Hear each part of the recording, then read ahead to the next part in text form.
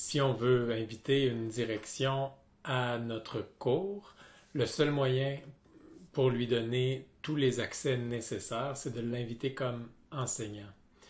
Pour ce faire, il faut aller dans le cours, comme ici je suis dans la section travaux et devoirs de mon cours, et ensuite il faut aller dans la section participants.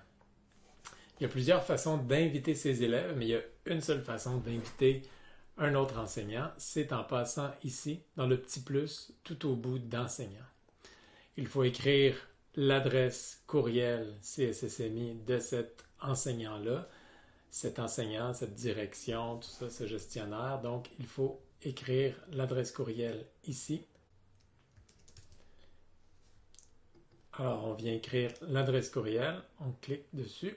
Une fois que c'est fait, on clique sur Inviter et l'invitation part directement par courriel à cet enseignant.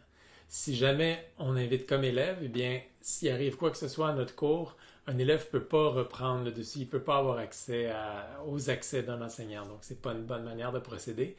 Et le fait de tout simplement envoyer le code du cours, eh bien, ce qu'on fait à ce moment-là, c'est qu'on inscrit les gens comme élèves. Alors, si c'est ce code-là qu'on partage, eh bien, on n'est pas plus avancé, ni avec le lien d'invitation. Tout ça, ça invite des élèves. Donc, le seul moyen, c'est d'aller dans la section participants, enseignants, mettre l'adresse courriel de la personne concernée.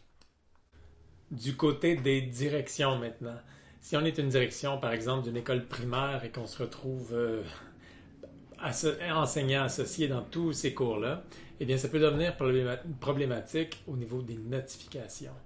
Pour éviter ça, il faut venir dans le petit, ici dans le petit, ce que j'appelle le petit hamburger, et d'aller tout en bas, comme ça, complètement en bas. Comme moi, vous voyez que j'ai plusieurs cours dans Classroom. Eh bien, si je recevais des notifications pour tous ces cours-là, ce serait invivable. Notre boîte courriel se charge rapidement. Donc, il faut aller dans les paramètres. Les paramètres qui sont complètement en bas de cette section-là, dans le petit hamburger à gauche de Classroom, eh bien, c'est les paramètres qui s'adressent à l'ensemble des cours de Google Classroom et non pas à un seul cours.